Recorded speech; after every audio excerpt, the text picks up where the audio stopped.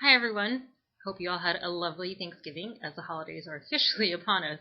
And holiday season not only means that all school activities are coming to a close, but the gigs are also starting to really pile up.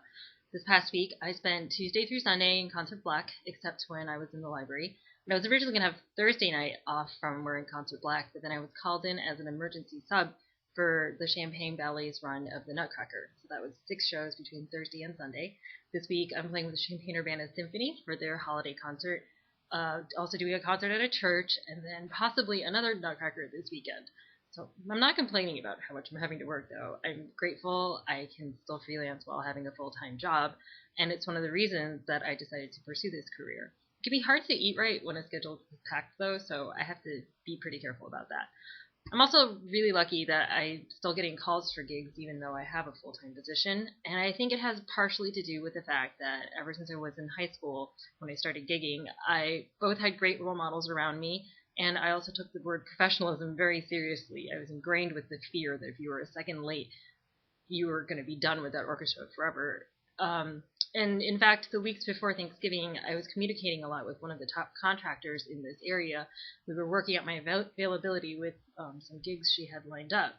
Sweetie, she's had an amazing career spanning decades. When she sends emails, her signature is basically a resume because she's won so many awards and she's still part of so many musical communities around here. I should probably interview her for the blog in the future. Basically, she's done so much for me, and because she recommends me to others as well, I make it a point to stay on her good side.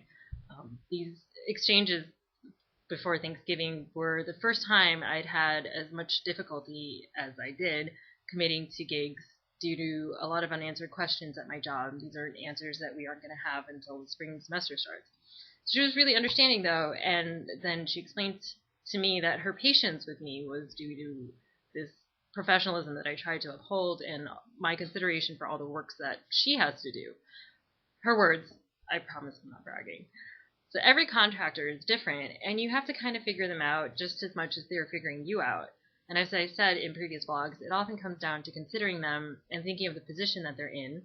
After all, they're the ones that are holding the power of hiring you or not.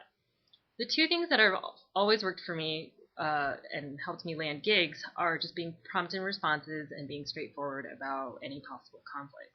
I respond to emails or calls within 24 hours, and if I don't have a definite answer about the gig within that time, I'll respond with a thanks for the invitation and then admit that I don't know for certain right at the moment and ask when is the latest you need to know.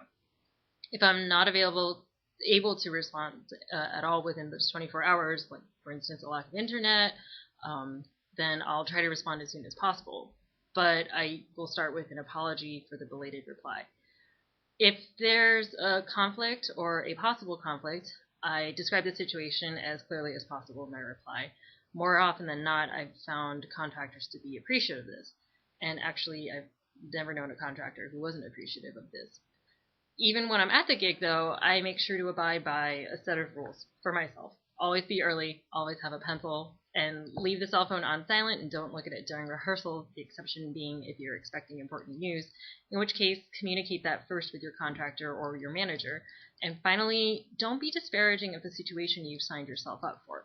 There's almost nothing that upsets me more than a musician who openly expresses either in actions or verbally that they would rather be anywhere else.